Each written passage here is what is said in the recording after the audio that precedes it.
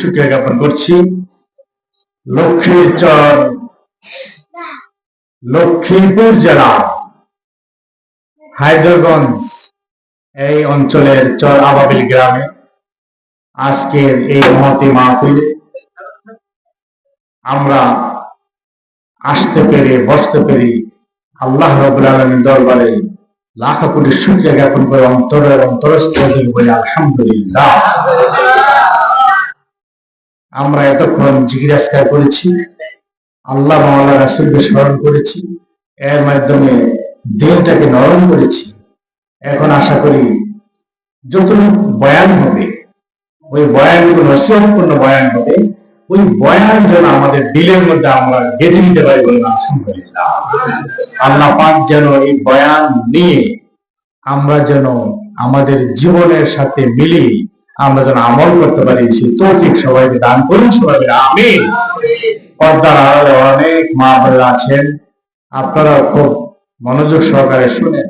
আমরা অনেক ওয়াজ নসিহত শুনি, মসজিদে, বিভিন্ন মাদ্রাসায়, মাহফিলে, বিভিন্ন জায়গায় অনেক ওয়াজ নসিহত হচ্ছে। এই নসিহত গুলি যদি আমরা শুনি, এক একটা যদি আমরা ধরে রাখতে পারি, একটা যে কোনো আমল যদি আমরা চালু করতে পারি, তাহলে আমার আপনার জীবন ধন্য। অনেকে শুনেন কিন্তু আমল করেন, আমলের নিয়তে বসেন না।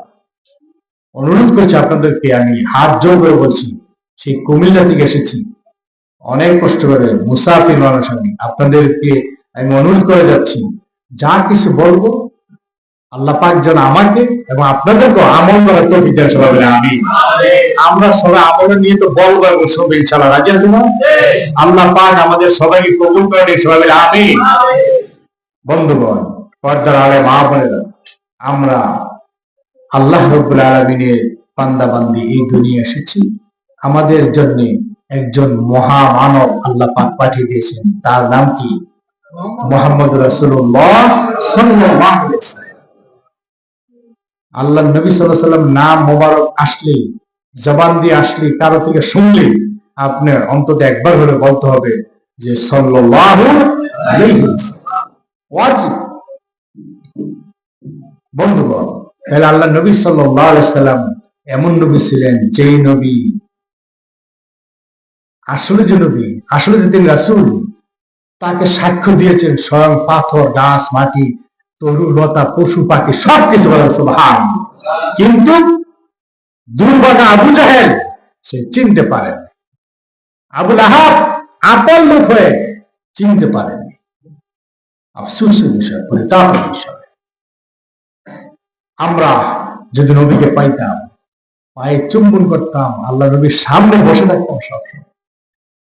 আল্লাহ পাক যেন জীবনে একবার হলো আমাদের নবীকে একবার হলো জীবনে যেন আল্লাহ পাক দর্শন লাভ করায়, মোলাকাত করে দেন, দিদার লাভ করান, বলেন আলহামদুলিল্লাহ, আল্লাহুম্মা আমিন। বেশি বেশি আল্লাহ শুকরিয়া আদায় করেন, আল্লাহর কাছে বেশি বেশি চান, ইনশাআল্লাহ আল্লাহ দিবেন। আমি বিভিন্ন ওয়াজ নসিহতে বলে থাকি, শেষে কিছু ছোট আমল জানা থেকে আমি বলে থাকি যে আমরা এই যে ছোট ছোট আমলের মাধ্যমে আল্লাহ নবী সাল্লাল্লাহু আলাইহি ওয়াসাল্লামকে পাইতে পারি, বলেন আলহামদুলিল্লাহ। যারা পরে আসতেছেন বসে পড়ে, কেউ দাঁড়িয়ে থাকবেন না, বসেন। সামনে জায়গা আছে, সামনে অনেক খালি জায়গা আছে, এই জায়গাগুলি ফিল আপ করেন এবং যে পরে আসতেছে জায়গা করে দেন, আপনিও সওয়াব পাবেন। হ্যাঁ, সবাই আরো সামনে আছে। সাল্লাল্লাহু আলাইকা ইয়া নবী ইয়া রাসূলুল্লাহ, আমার কাছে আসেন। আলাইকা ইয়া নবী ইয়া রাসূলুল্লাহ, সাল্লাল্লাহু আলাইকা ইয়া নবী ইয়া রাসূলুল্লাহ, সাল্লাল্লাহু আলাইকা ইয়া নবী ইয়া রাসূলুল্লাহ, সাল্লাল্লাহু আলাইকা ইয়া নবী ইয়া রাসূলুল্লাহ, সাল্লাল্লাহু আলাইকা ইয়া নবী ইয়া রাসূলুল্লাহ, লা ইলাহা ইল্লাল্লাহ মুহাম্মাদুর রাসূলুল্লাহ সাল্লাল্লাহু আলাইহি ওয়াসাল্লাম। সবাই বলে আলহামদুলিল্লাহ। অনেক লোক রয়েছে, আরো হবে ইনশাআল্লাহ। আমরা খুব গুরুত্ব সহকারে আলোচনা শুনবো। ছোট বাচ্চাদেরকে আপনাদের নিয়ন্ত্রণ রাখবে। সম্মানিত উপস্থিতি, পর্দার আলে মা বোনেরা, আমরা যারা যে কোনো আমল করতেছি প্রত্যেকটা আমল কবুল হওয়ার জন্য করি নাকি লোক দেখানোর জন্য? কবুল হওয়ার জন্য। এই যে আজকে মাহফিলে এসেছি, আল্লাহ পাক যেন আমাদেরকে এই বসা, আমাদের প্রত্যেকটা যে সময় যে আমরা অতিবাহিত করতেছি, এই সময়টুকু যেন কবুল করে নেন। এই উদ্দেশ্য তো বসা নাকি? আমরা অনেকে খরচ করেছি, দান সুদা করেছি মাহফিলের জন্য, সবকিছু কবুল হওয়ার উদ্দেশ্যে। আল্লাহ পাক যেন কবুল করে, আর কবুল করলে আল্লাহর যদি রহমত হয় তাহলে হয়তো আমাদেরকে মাফ করে দিবে। এই উদ্দেশ্যে বসা, এই উদ্দেশ্যে আয়োজন, এই উদ্দেশ্যে সমস্ত আমল। তাহলে এই সমস্ত আমলগুলি কবুল হয় কোন সময়? যখন নাকি আমার আপনার দিল ঠিক থাকে, ইখলাস ঠিক থাকে, নিয়ত ঠিক থাকে, লোক দেখানো যদি না হয়। আমরা আরেকজনকে দেখানোর জন্য, আরেকজনকে খুশি করার জন্য বসেছি, আরেকজন খুশি করার জন্য নামাজ করি, রোজা রাখি, এমন যেন না হয়। যদি কাউকে খুশি করবার জন্য হয় তাহলে শিরিক হবে, রিয়া শিরিক। আরেকজনকে কিছু দেখানোর জন্য যদি কিছু করে থাকেন, ভালো কাজ করে থাকেন, যদি লোক দেখানো হয়, লোককে খুশি করবার জন্য হয়, আল্লাহর কোন উদ্দেশ্য না থাকে, তাহলে আপনি শিরিক করলেন। সাবধান। সবাইকে অনুরোধ করছি, আপনারা যা কিছু করবেন, আমরা যা কিছু করবো ইখলাসের সহিত আল্লাহকে রাজি খুশি করবার জন্য, নবীকে খুশি করবার জন্য করবো, ইনশাআল্লাহ। রাজি আছেন না? আমরা সবাই খুব খেয়াল করে শুনি, তাহলে আমরা প্রত্যেকেই আমল করব আল্লাহকে খুশি করবার জন্য। আর আল্লাহ রাব্বুল আলামিনকে যদি খুশি করতে চাই, আমাদের নিয়ত ইখলাস ঠিক করতে হবে। আমাদের নিয়ত ইখলাস যদি সব সময় ঠিক রাখতে চাই, সব সময় শয়তান ওয়াসওয়াসা থেকে বিরত রেখে যদি আমাদেরকে ঠিক রাখতে চাই, তাহলে আমাদের এই কলবে কিন্তু একটা জিনিস বসে আছে, আমাদের চিরশত্রু কে? শয়তান। শয়তান বসে আছে। এই শয়তানকে দূরীভূত করতে হবে। কারণ শয়তান কোথায় বসে? নাপাক জায়গায়। যেখানে নাপাক, অপবিত্র, সে অপবিত্র জায়গায় শয়তান থাকে, জিনভূত থাকে অপবিত্র জায়গায়, বদ জিনগুলি সেখানে বিচরণ করে।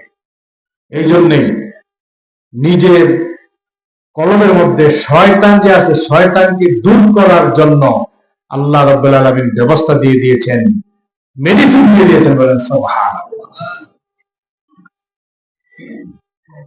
শয়তান প্রত্যেকের সাথে অবশ্যই আছে, কলমের মধ্যে ঘাপটি মেরে বসে আছে।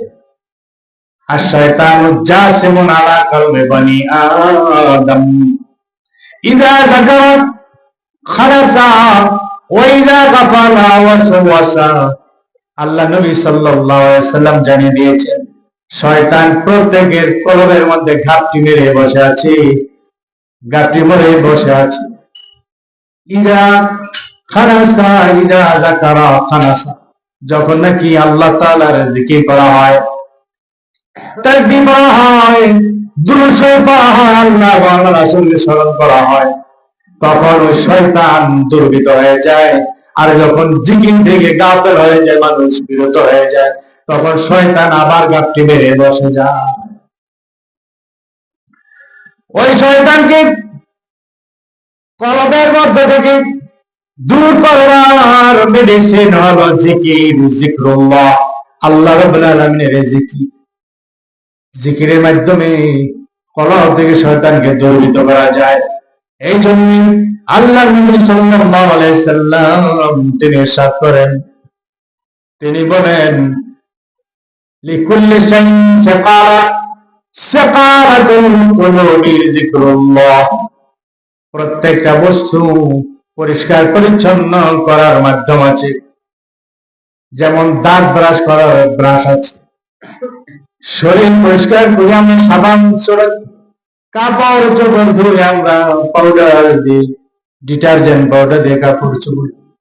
আপনি ডিটারজেন্ট পাউডার দিয়ে কিন্তু দাঁত ব্রাশ করেন না, আপনি সাবান দিয়ে কিন্তু আপনি দা বডি ধোন না, পরিষ্কার করেন না।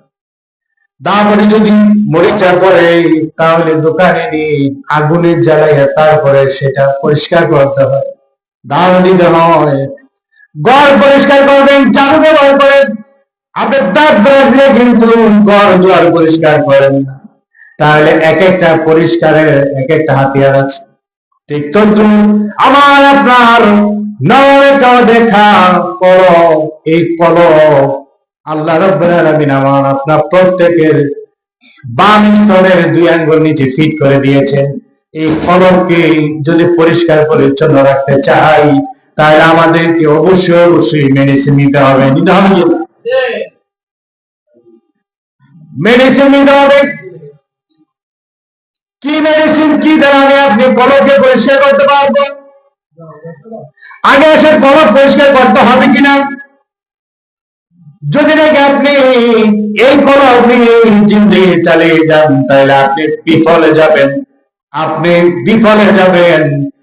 চক্ষু বন্ধ হলেই কবরে জিন্দেগিতে যখন চলে যাবেন, তখন বুঝতে পারবেন যে আপনি কি করেছেন দুনিয়ায় প্রত্যেকটা মুহূর্তের জন্য। ওই সময় আপনি আফসোস করতে থাকবেন কবরে শুয়ে শুয়ে। কোন লাভ নেই। এই যে নিরাপত্তি সতর্ক হন, হুশ দরদাম। আপনাকে হুশ হইতে হবে, আপনাকে সতর্ক হতে হবে। এখনই আপনি ঠিক হয়ে যান, কলমকে ঠিক করেন। এই কলমকে ঠিক করবার জন্য আমি 3টা মেডিসিন আজকে আপনাদেরকে দিয়ে যাব। 3টা মাত্র মেডিসিন। আল্লাহ নবী সাল্লাল্লাহু আলাইহি সাল্লামের বাণী এবং কোরআনের বাণী সহ মিলিয়ে আমি 3টা মেডিসিন আপনাদেরকে দিয়ে যাব। এই 3টা মেডিসিন যদি আপনারা সেবন করতে পারেন, আমার আপনার প্রত্যেকের কলমকে পরিষ্কার এবং পবিত্র রাখতে পারেন। কলম পবিত্র রাখতে হবে। যদি আপনি পবিত্র না রাখেন, তাহলে আল্লাহকে জানেন কিভাবে? এই 3টা মেডিসিন জানার আগে আমি আপনি প্রত্যেকেই আগে জানি আমরা এই যে জগতে আছি, এই জগতের মধ্যে কয়টা কেবলা আছে, কয়টা কাবা আছে, খবর আছে কি? মক্কা মুকাররমায় কালো গেলার দ্বারা যেটা ঢাকা, এটা অনেকে মনে করে কাবা আর কাবা।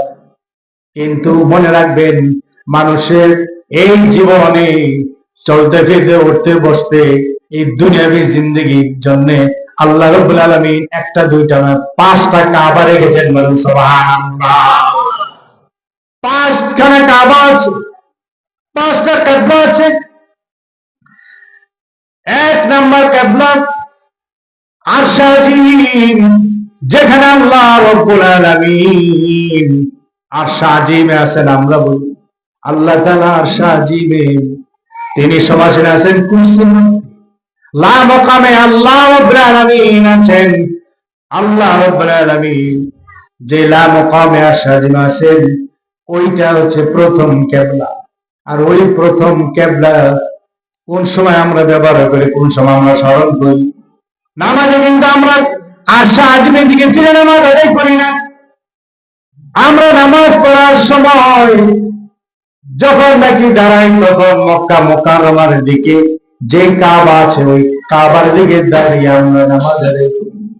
আমাদের মুখমণ্ডল কিবলার দিকে মুখ করে আমরা দাঁড়াই, সেটা হচ্ছে বাইতুল্লাহ, মক্কা মুকাররমার কেন্দ্রস্থলে অবস্থিত। কিন্তু আল্লাহ রাব্বুল আলামিন আরশ আজিমে আছেন লা মাকামে। সেই লা মাকামে কাবা, সেই কিবলা, সেই কিবলাটা কোন সময় ব্যবহার করি? সেই কিবলাটা আমরা মুনাজাতের সময় ব্যবহার করি। সুবহানাল্লাহ। কোথায় নাই পশ্চিম দিকে ফিরে, বাইতুল্লাহর দিকে ফিরে, মক্কা মুকাররমার দিকে ফিরে মুনাজাত করতে হবে, এমন কোথাও কোনো প্রমাণ নেই। কিন্তু মুনাজাতের কিবলা উপরের দিকে, যার কারণে আমরা হাত মুনাজাত এইভাবে হাত পাতিয়া বলা। মুনাজাতের মধ্যে এইভাবে আমরা উপরের দিকে হাত পেতে মুনাজাত করি। যদি কেউ এইভাবে মুনাজাত করেন, তার মুনাজাত হয় না। যদি কেউ এইভাবে মুনাজাত করেন, তার মুনাজাত হয় না। যদি কেউ এইভাবে মুনাজাত করেন, মুনাজাত পরিপূর্ণ হয় না। আপনাকে আমাকে প্রত্যেককে মুনাজাত করতে হবে। হাতে তার উপরের দিকে থাকবে আল্লাহ। আরশ আজিমে আছো রব্বুল আলামিন, তুমি মেহেরবানি করে আমার মনের আশা পূরণ করো। আমি যত ইবাদত বন্দেগী করেছি, সমস্ত ইবাদত বন্দেগী তুমি কবুল মঞ্জুর করে নাও। বলেন আমিন। তাহলে আমরা যে কোনো আমল করি, আজকে দিক মাহফিল হচ্ছে, মাহফিলের আগে মুনাজাত হবে। ওই মোনাজাতে আমরা আল্লাহ দরবারে মোনাজাত করব। তাহলে মোনাজাত করতে গিয়ে আমরা উপরের দিকে হাত দিই, মানে আল্লাহ আর শাহজিম আছেন, সে আল্লাহ রাব্বুল আলামিনের কাছে আমরা চাই। তাহলে দেখা যায় মোনাজাতের কিবলা হচ্ছে আরশে আজিম উপরে লা মাকাম। দুই নাম্বার কিবলা, ওই কিবলা হচ্ছে সপ্ত আকাশের উপরে বাইতুল মামুর আছে। বাইতুল মামুর সপ্ত আকাশের উপরে আছে। ওই সপ্ত আকাশে বাইতুল মামুরের বরাবর কিন্তু আরশে আজিম, আর আজিমের বরাবর কিন্তু বাইতুল মামুর। ওই বাইতুল মামুর সাদা মরমর পাথর দ্বারা তৈরি। ওই বাইতুল মামুর সেটা হচ্ছে সমস্ত কুল কায়নাতে যত ফেরেশতা আছে, ওই ফেরেশতা কুলের কিবলা বাইতুল মামুর। সুবহানাল্লাহ। আমরা ওই কিবলাকে অনুসরণ করে, কিন্তু আমরা জানি, আমরা শিখলাম, জানলাম, যারা জানি না জানলাম, শিখলাম যে আরেকটা কিবলা আছে, আরেকটা কাবা আছে, সেটা সপ্ত আকাশের উপরে বাইতুল মামুর নামে কিবলা। ফেরেশতারা 24 ঘন্টা সেখানে তওয়াফ করতে যান। সুবহানাল্লাহ। কোটি কোটি ফেরেশতা 24 ঘন্টা তওয়াফ করতেছে। একদিন যদি কোনো ফেরেশতা তওয়াফ করতে আসে, কিয়ামত পর্যন্ত তারা আর তওয়াফ করার চান্স পায় না। আবার নতুন ফেরেশতা আসে। এইভাবে 70,000 ফেরেশতা প্রতিদিন বাইতুল মামুর তওয়াফ করতেছে, আর আল্লাহ এবং নবী রাসূলদেরকে স্মরণ করতেছে। সুবহানাল্লাহ। ওই ফেরেশতা এত কোটি কোটি অসংখ্য ফেরেশতাকে আল্লাহ তাআলা সৃষ্টি করে রেখেছে। আমার আপনার প্রত্যেকের সাথে আল্লাহ তাআলা ফেরেশতা দিয়েছে। কেন দেন নাই? কেন বোঝেন না? কেউ কেউ বলবেন হুজুর কেমনে বুঝবো? ফেরেশতা আল্লাহ তাআলা দিয়েছেন, কেন দিবেন না? আল্লাহ রাব্বুল আলামিন আমাদেরকে দুনিয়ায় থাকতে জান্নাতে বানায় নিতে চায়, আমাদের উপর রহমত দিতে চায়, আমাদেরকে রহমাতুল লিল আলামিন নবী দিয়ে দিয়েছেন উপহার। ওই নবীর উসিলা আল্লাহ রাব্বুল আলামিন অনেক আযাব গজব থেকে আমাদেরকে আর ফেরেশতাদের মাধ্যমে যে ফেরেশতা ফিট করে দিয়েছেন, প্রত্যেকের সাথে ফেরেশতা জয় ফেরেশতাদের মাধ্যমে আযাব ও গজব থেকে আল্লাহ রাব্বুল আলামিন আমাদেরকে বাঁচাচ্ছেন।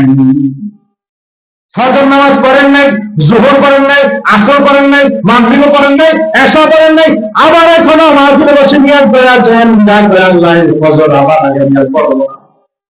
কিন্তু আল্লাহ রাব্বুল আলামিন গজব পাঠিয়ে দেন, ওই বান্দা বান্দির উপর গজব পাঠিয়ে দেন।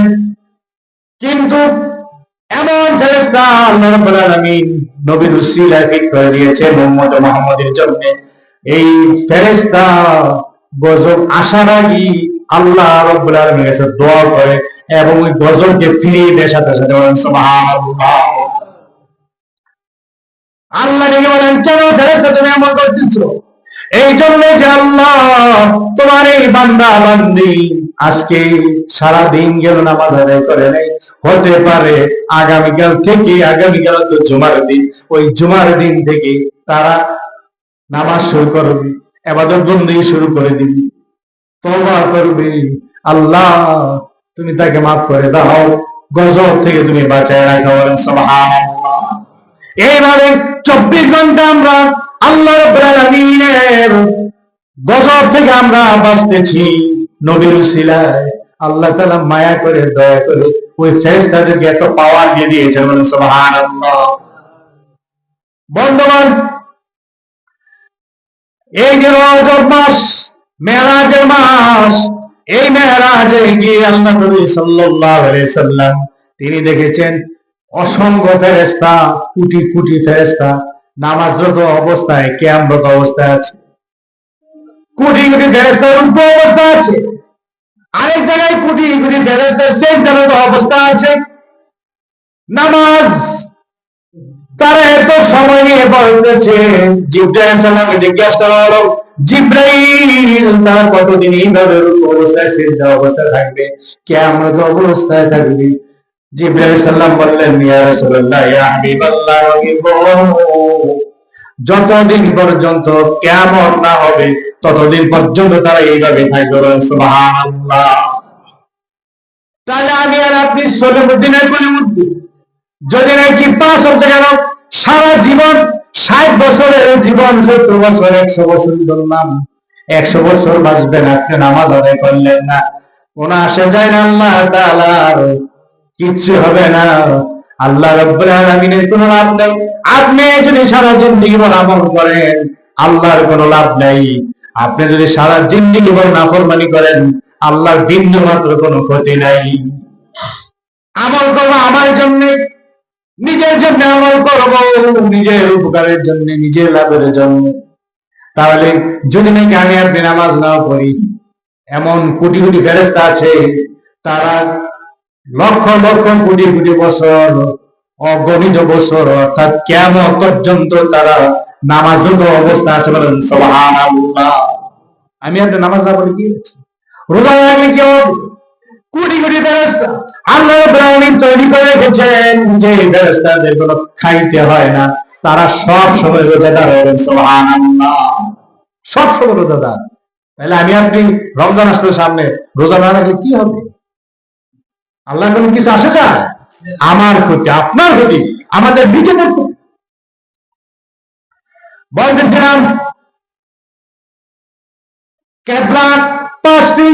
1 নম্বর গেল আরশে মুআল্লায় যে কেবলা, 2 নম্বর কেবলা বাইতুল মামুর, সপ্ত আকাশের উপরে ফেরেশতাদের কেবলা। 3 নম্বর কেবলা, 3 নম্বর কেবলা হলো সৌদি আরবের কেন্দ্রস্থল, সারা বিশ্বের সেন্টার বলা হয় মক্কা মুকাররমা। ওই মক্কা শরীফে যে কাবা শরীফ আছে, ওই কাবা শরীফ হচ্ছে 3 নম্বরের কেবলা, বলেন সুবহানাল্লাহ। ওই 3 নম্বর কেবলা এমন জায়গায় অবস্থিত, ওই কেবলা বরাবর, বাইতুল্লাহ বরাবর কালো গিলাফ দ্বারা বেষ্টিত মক্কা মুকাররমা, সেই কেবলা বরাবর বাইতুল মামুর, সপ্ত আকাশের কেবলা। আবার সপ্ত আকাশে যে বাইতুল মামুর নামক কেবলা আছে, ওই কেবলা বরাবর আরশ আজিম কেবলা, বলেন আলহামদুলিল্লাহ। যদি কেউ বাইতুল্লাহ চারপাশে তওয়াফ করে, সরাসরি আরশ আজিমের সাথে তার সম্পর্ক হয়ে যায়। আল্লাহর কি কুদরত গিয়েছিলাম, আলহামদুলিল্লাহ, কত ভালো লাগে। বাইতুল্লাহ দেখলেই, প্রথমে দেখলে আপনি অনিচ্ছা সত্ত্বেও চোখ দিয়ে পানি বের, অনিচ্ছা সত্ত্বেও। ওই বাইতুল্লাহকে দেখে যে প্রথমে যেই দোয়া করবে, ওই দোয়া আল্লাহ রাব্বুল আলামিন কবুল করে নেবেন, সুবহানাল্লাহ। যে প্রথমে দেখি যেই দোয়াটা করবে, আল্লাহ তাআলা কবুল করে নেবেন। আমি এমন ভাবে দোয়া করেছি, জানি আমি ওয়াজ মাহফিল করব, আপনাদের অনুসরণ করেছি, আমি আপনাদেরকে নিয়ে অনেক দোয়া করবো, অনেক মুনাজাত করবো, যার কারণে আমি নির্দিষ্ট করে কোনো দোয়া করি নাই। আমি বলেছি, আল্লাহ তোমার ঘরে দেখি প্রথমে যেই দোয়া করবো, এই দোয়া নাকি তুমি কবুল করে নিবা। মাবুদ গো, জীবন ভর আমি যত মুনাজাত করেছি, যত দোয়া করেছি, এবং যত দোয়া মুনাজাত আমি মরণ পর্যন্ত করব, আল্লাহ তুমি সব কিছু কবুল করে নিও, সুবহানাল্লাহ। এক কথায় সব এসে গেছে। বন্ধুগণ, পর্দার মা বোনেরা, এই বাইতুল্লাহ এমন এক ঘর আল্লাহ রাব্বুল আলামিন তৈরি করে দিয়েছেন, কালো গিলাফ দ্বারা বেষ্টিত কালো ঘর। আপনি চারপাশে যখন ঘুরবেন, চারপাশে ঘুরলে সমস্ত গুনাহ খাতাগুলি চষে চষে বাইতুল্লাহ গ্রহণ করে নেবে, সুবহানাল্লাহ। এই জন্য কি এগুলো বলেন বাইতুল্লাহর গিলাফ কালো কেন? এই জন্য কালো, মানুষের গুনাহ খাতাগুলি সব কিছু চষে নেয় বাইতুল্লাহ। আল্লাহু আকবার। এই বাইতুল্লাহ শরীফ তওয়াফ করে করে ওই বাইতুল্লাহ চারপাশে 7 বার করে তওয়াফ করলে, তাহলে এক তওয়াফ হলো, এই 7 বার যে ব্যক্তি তওয়াফ করবে, তার জিন্দেগির গুনাহ আল্লাহ মাফ করে দেন, সুবহানাল্লাহ। ফরজ নামাজ আদায় করে আর কোন দেরি নয়, কোন সুন্নত নফল নাই, কারণ বাইতুল্লাহ একমাত্র সবচেয়ে উত্তম ইবাদত হচ্ছে তওয়াফ করা। যে তওয়াফ করবে ততই সওয়াব, যার কারণে ফরজ নামাজগুলির সময় শুধু অফ থাকে, নামাজের সালাম ফেরানোর সাথে সাথে তওয়াফ শুরু হয়ে যায়। বাইতুল্লাহ যারা যাবেন, আল্লাহ পাক যেন সবাইকে নেয়, বলেন আলহামদুলিল্লাহ। আল্লাহ পাক যেন সবাইকে কবুল করে। জীবনে একবার হলো যাওয়া দরকার, না গেলে বুঝবে না যে ইসলামটা কত সুন্দর, কত দামি, কত দামি আমরা মুসলিম, কত দামি একটা ধর্ম ইসলাম। ওখানে না গেলে বোঝা যায় না, মদিনা না গেলে বোঝা যায় না, মক্কা না গেলে বোঝা যায় না। তাহলে এই বাইতুল্লাহ, আল্লাহর ঘর, কাবা শরীফ, মক্কা মুকাররমে যারা অবস্থিত, এটা হচ্ছে 3 নাম্বার কাবা। বলেন আলহামদুলিল্লাহ। এটা কাদের? বনি আদমের, বনি আদমের কাবা। ওপরে ফেরেশতাদের কাবা, আর এটা বনি আদমের কাবা। এই কিবলা দিকে ফিরে আমরা নামাজ আদায় করি, এটা হচ্ছে শরীয়তের কিবলা। এবার আসেন তরিকতের কিবলা। আরেকটা যে কিবলা আছে, 4 নাম্বার কিবলা, প্রত্যেকের সাথে আছে। বলেন আলহামদুলিল্লাহ। প্রত্যেকের বাম স্তরের 2 আঙ্গুল নিচে যে লতিফা কলব আছে, ওই কলব হচ্ছে আমাদের এই দেহের রাজধানী। ওই কলবটা হচ্ছে কেন্দ্রস্থলে অবস্থিত। ওই কলব আমার আপনার প্রত্যেকের দিল কাবা, ওইটা কিবলা। ওই কিবলা হচ্ছে আসল কিবলা। প্রত্যেকের সাথে যে কিবলা আছে, ওইটা হচ্ছে আসল কিবলা। দিল কাবা, দিল কাবার দিকে খেয়াল করে আমি আপনি প্রত্যেকে একটা আমল করতে হয়। অনেকে জানে না, জিকির করে, জিকির করে, কিন্তু জিকিরের যে কিবলা, ওই কিবলা আমাদের জানা আছে। জিকির, নামাজ, রোজা, হজ, যাকাত সব কিছু কিবলা হচ্ছে এই যে আমাদের দিল কাবা আছে, এই দিল কাবা। দিল কাবা নিয়ে খেয়াল না করে যদি আপনি নামাজ আদায় করেন, তাহলে হুজুরি কলব হবে না। হুজুরি কলব ছাড়া আপনার নামাজ কবুল হবে না। হুজুরি কলবে যদি নামাজ আদায় করতে চান, তাহলে দিল কাবা এবং বাইতুল্লাহ, মক্কা মুকাররমার দিকে আপনার চেহারা থাকবে, এটা শরীয়তের কাবা। আর দিলের মধ্যে যে কাবলা আছে, কিবলা আছে, আমার আপনার প্রত্যেকের যে কলবটা রয়েছে, ওই কলবের দিকে খেয়াল করে যদি নামাজ আদায় করি, তাহলে ওইটা হবে আসলে তরিকতের নামাজ। ওই নামাজ আল্লাহ রাব্বুল আলামিন কবুল করেন। সুবহানাল্লাহ।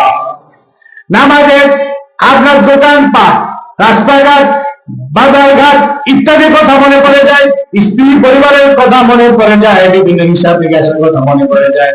কিন্তু আমি আজকে বলে গেলাম, যদি আপনি নামাজের মধ্যে যদি ইখলাসের সহিত দাঁড়ান, কিবলামুখী হয়ে মক্কা মুকাররমার দিকে মুখ করে, পশ্চিম দিকে আমাদের কিবলা, ওদিকে এমন করে আপনি দাঁড়াবেন, শরীয়তের কিবলা অনুসরণ করলেন। আর নামাজের ভিতর যখন তাকবীরে তাহরিমা বলে ঢুকে যাবেন, ঢুকে যাওয়ার পরে আপনি তখন দিল কাবা, ওই কলমের দিকে খেয়াল করে আপনি যদি নামাজ আদায় করতে পারেন, হুজুরি কলমে যদি আপনি নামাজ আদায় করতে পারেন, আপনার কোন দিকেই মন যাবে না, মনোযোগ নামাজের ভিতরে থাকবে। দিল কাবা নিয়ে খেয়াল করে হজ করবেন, যাকাত দিবেন, রোজা রাখবেন, সব কিছু করবেন, কিন্তু এই দিল কাবা, এই দিল কাবা, এই দিল কাবা হচ্ছে আসল কিবলা। এটার ব্যাপারে আমি আসতেছি। কিবলা কয়টা পাইলাম? 4টা। আরশে মুআল্লা, বাইতুল মামুর, বাইতুল্লাহ, এরপর দিল কাবা। প্রত্যেক ব্যক্তির সাথে 5 নাম্বার কিবলা।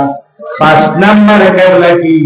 5 নাম্বার কিবলা হচ্ছে প্রত্যেকের মসজিদ, প্রত্যেকের গুরু, যার যার মসজিদ তার কিবলা। এটা কিভাবে কিভাবে কিবলা ব্যবহার করবেন, আমল করবেন? আপনার আমার প্রত্যেকের মসজিদের কিভাবে কিবলা বানাবেন? আমি আপনি যখনই জিকির করব, জিকিরের মধ্যে মশগুল থাকবো, দুটো চক্ষু বন্ধ করে দিন। চক্ষু বন্ধ করে মুরাকাবা, মুশাহাদার শুরুতে আমি আপনি যদি ধ্যান খেয়াল করে জিকির করি, ওই জিকিরের সময় আমার আপনার প্রত্যেকের মুর্শিদের চেহারা মোবারক সামনে কল্পনায় নিয়ে আসতে হবে। সামনে কল্পনা নিয়ে আসবেন, কল্পনায় তারপর জিকির করবেন। দেখবেন আপনার কোন দিকে মন যাবে না। যখন আপনি জিকির করবেন, জিকিরের মধ্যে মসজিদের চেহারা মোবারক সামনে রাখবেন। আমি অনুরোধ করবো, আজকে কোন বাড়িতে ছবি রাখা দরকার নাই, ছবি রাখা দরকার নাই মসজিদের। মসজিদের ছবি রাখবেন আপনার দিলের মধ্যে, আপনার দিলের মধ্যে মসজিদের ছবি রেখে তারপর আপনি চলেন, আপনি সব কিছু থেকে নিরাপদ থাকবেন। বলেন সুবহানাল্লাহ। মসজিদের চেহারা মোবারক সামনে এনে তারপর জিকির করেন। যদি নাকি আপনি জিকির করতে পারেন, এই জিকির আল্লাহ রাব্বুল আলামিন কবুল করে নেন। বলেন সুবহানাল্লাহ। সুবহানাল্লাহ, আলহামদুলিল্লাহ, ইন্নাল্লাহ, সুবহানাল্লাহ, আলহামদুলিল্লাহ, লা ইলাহা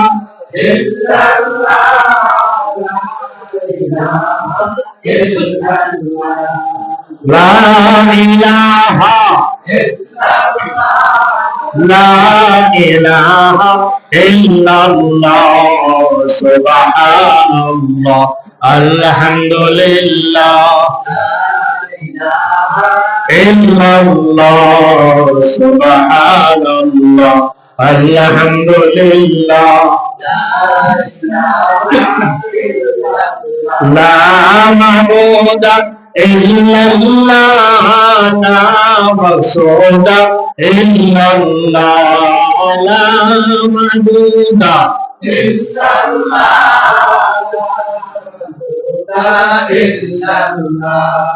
সুবহানাল্লাহ,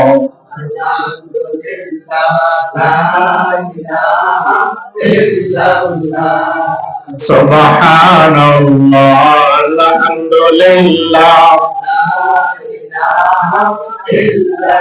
লা ইলাহা ইল্লাল্লাহ, মুহাম্মাদুর রাসূলুল্লাহ সাল্লাল্লাহু আলাইহি ওয়াসাল্লাম। সম্মানিত বন্ধুগণ, তাহলে বলছিলাম আমার আপনার মধ্যে যে দিল কাবা আছে, এই দিল কাবায় আল্লাহ রব্বুল আলামিন বিরাজ করেন, আসন পেতে নেন। সবার না কিন্তু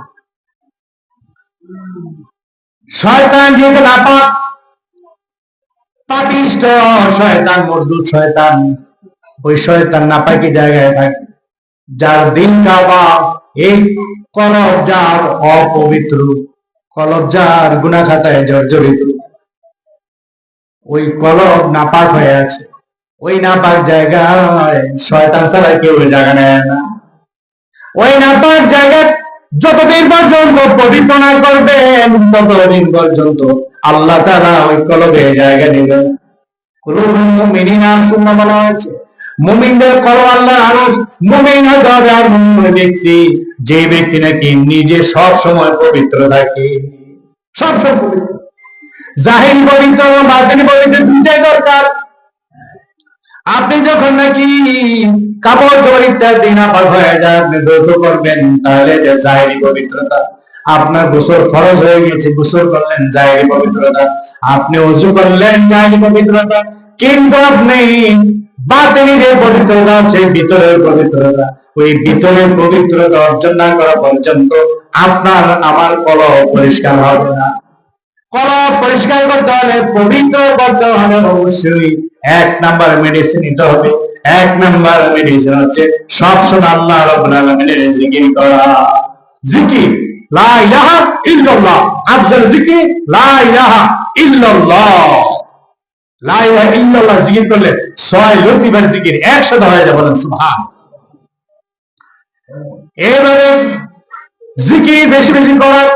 আর এই জিকির দুই ধরনের, জিকরে জাহিরি এবং জিকরে বাতিনি। জিকরে জাহিরি হচ্ছে জবান দিয়ে জিকির করা, জোরে জোরে জিকির করা, আরেকজন শুনে অথবা আরেকজনে দেখে। কিন্তু বাতিনি জিকির হচ্ছে আমি আপনি যখন নাকি জিকির করব, ওই বাতিনি জিকিরের সময় আমার আপনার ঠোঁট নড়বে না, আওয়াজ তো হবেই না, ঠোঁট শুদ্ধ নড়বে না, জিহ্বা শুদ্ধ নড়বে না, ভিতরে ভিতরে কলবে কলবে মনে মনে দিলি দিলি জিকির করা, ওই জিকির হচ্ছে বাতিনি জিকির। এইভাবে দুই ধরনের জিকির চালিয়ে যাবেন। সঙ্গে বলে যাচ্ছি, দুই ধরনের জিকির করবেন, আমার আপনার কলবটা পরিষ্কার এমনকি পবিত্র হয়ে যাবে। এরপরে আসেন, আমি আপনি প্রত্যেকেই যদি নাকি পবিত্র থাকতে চাই, নিজের কলবকে পবিত্র রাখতে চাই, তাহলে দুই নাম্বার মেডিসিন দুই নাম্বার মেডিসিন হচ্ছে সব সময় তওবা করা। তওবা করা, আস্তাগফিরুল্লাহাল্লাযী লা ইলাহা ইল্লা হুয়াল হাইয়ুল কাইয়্যুম ওয়া আতুবু ইলাইহি। এটা যে স্পেশাল তওবা। এই তওবা যে ব্যক্তি অন্তত 100 বার দৈনিক করবে, আল্লাহ তাআলা তার ভিতরটা পবিত্র করে দিবেন। সুবহানাল্লাহ। জিকিরের মাধ্যমে হয়তো হয়নি, আপনি দৈনিক 100 বার তওবা করেন, আস্তাগফিরুল্লাহ বলেন, 100 বার তওবা করেন, আপনি গুনাহ খাতা যা কিছু করেছেন আল্লাহর দরবারে তওবা করে আপনি ফিরে আসেন, আর মনে মনে অনুতপ্ত হন, লজ্জিত হন, আল্লাহর দরবারে অনুতপ্ত হয়ে ইখলাসের সাথে যদি তওবা করতে পারেন দৈনিক 100 বার, তাহলে আল্লাহ রাব্বুল আলামিন আমাদের কলবটাকে পরিষ্কার করে দিবেন, পবিত্র করে দিবেন। এরপর আসেন 3 নাম্বার মেডিসিন। 3 নাম্বার মেডিসিন হলো আমি আপনি প্রত্যেকে মুজাহাদা করব, জিহাদ করব, একটা বড় জিহাদ। সেই জিহাদ হচ্ছে কোন জিহাদ? আল্লাহ নবী সাল্লাল্লাহু আলাইহি সাল্লাম কোন এক বড় যুদ্ধ থেকে ফিরে এসে সরাসরি মুখোমুখি যুদ্ধ করেছেন, তরবারের দিন যুদ্ধ হয়েছে। সেই যুদ্ধের ময়দান থেকে ফিরে এসে সবাইকে এবার বললেন, রাজাতু মিনাল জিহাদিল আসগর ইলাল জিহাদিল আকবার। ছোট জিহাদ থেকে ফিরে এসে বড় জিহাদে এবার আমরা লেগে গিয়েছি, বড় জিহাদে উত্তীর্ণ হয়েছি। অথচ নবীজি সহ সাহাবীরা বসে আছে। ইয়া রাসূলুল্লাহ, ইয়া হাবিবাল্লাহ, নবী গো, কোথায় আমরা জিহাদ করতে আমরা বসে আছি? আল্লাহ নবী ডেকে বলেন, আমরা যেখানে তরবারি দিয়ে যুদ্ধ করেছি এটা ছোট্ট যুদ্ধ। তরবারি যার শক্তি আছে ওই শক্তি প্রয়োগ করে আরেকজনকে খতম করে দেয়, তারপরে সে জয়ী হয়ে আসে, এটা ছোট্ট জিহাদ। কিন্তু সবচেয়ে বড় জিহাদ হলো নিজের নফসের সাথে জিহাদ করা। ওই জিহাদ হচ্ছে সবচেয়ে বড় জিহাদ, এটাকে বলা হচ্ছে জিহাদ আকবর। আল্লাহ নবী সাল্লাল্লাহু আলাইহি ওয়াসাল্লাম বলেছেন, যে ব্যক্তি নফসের সাথে যুদ্ধ করবে। নফসের সাথে যুদ্ধ কি? নফসের সাথে যুদ্ধ হলো আমার মনে চায় তাসকেন্ট, কিন্তু আমি করবো না, মনের বিরুদ্ধে আমি চলবো। আমার নফসে চাইতেছে মদ খাইতে, কিন্তু আমি খাবো না। গাঁজা খাইতে মন চায়, আমি খাবো না। সিনেমা হলে যেতে মন চায়, আমি চাইবো না। মাঝি করতে মন চায়, কিন্তু আমি চাইবো না। নফস চাইতেছে, কিন্তু আমি বিরত রাখছি। আমি যদি নাকি নফসের সাথে জিহাদ করে যদি জয়ী হতে পারি, তাহলে আমার আপনার প্রত্যেকের কলবটাকে আল্লাহ তাআলা পবিত্র করে দিবেন, সুবহানাল্লাহ। আর সেই কলবের মধ্যে আল্লাহ তাআলা জায়গা করে নেবেন, বলেন আলহামদুলিল্লাহ। আল্লাহ পাক যেন আমাদের প্রত্যেকের কলবগুলোকে পরিষ্কার করার কৌশল যে আমরা আজকে শিখলাম, এগুলো যেন সবসময় আমল করতে পারি, বলেন আমিন। 3টা কথা বলছি, 3টা। 1 নম্বরে জিকির, 2 নম্বরে কি, এই যে ভুলে গেছেন, 2 নম্বর হচ্ছে তওবা, সবসময় তওবা করা। আর 3 নম্বর হচ্ছে আমরা সব সময় জিহাদ করব নিজের নফসের সাথে। এই নফসে আম্মারা আমাদের মধ্যে আছে, এই নফসে আম্মারাকে দূর করবো আমরা জিহাদ করে, এটাকে শেষ করে দেব। তাহলে আমি আপনি প্রত্যেকে জয়ী হতে পারলে ওই যুদ্ধে, তাহলে পবিত্র হতে পারবো। আর পবিত্র যে হবে সেই ব্যক্তির কাছে আল্লাহ আছে, আর না শয়তান জায়গা করে থাকবে, আর গুনাহের মধ্যে লিপ্ত করে দেবে। আর এই কলব সম্বন্ধে আরো জানতে, পরিষ্কার পরিচ্ছন্ন থাকতে, আত্মশুদ্ধি লাভ করতে কোন না কোন হক্কানি দরবারে দিতে হবে। হক যিনি আল্লাহর ওলি মুর্শিদ, তার শরণাপন্ন হতে হবে, তার কাছে নিজেকে সুপর্দ করে দিতে হবে, সারেন্ডার করতে হবে, আত্মসমর্পণ করতে হবে। সবকিছু দিয়ে দিবেন, আপনি যা বলবেন গুরু আমি তাই শুনবো। এইভাবে যদি আত্মসমর্পণ করতে পারেন, তাহলে আপনি আত্মশুদ্ধি লাভ করতে পারবেন, বলেন আলহামদুলিল্লাহ। আল্লাহ পাক আমাদের সবাইকে বুঝবার এবং আমল করার তৌফিক দেন, আমিন। ওয়া আখিরু দাওয়ানা আলহামদুলিল্লাহি রাব্বিল আলামিন। শুকরিয়া জ্ঞাপন করছি লক্ষ্মীচর,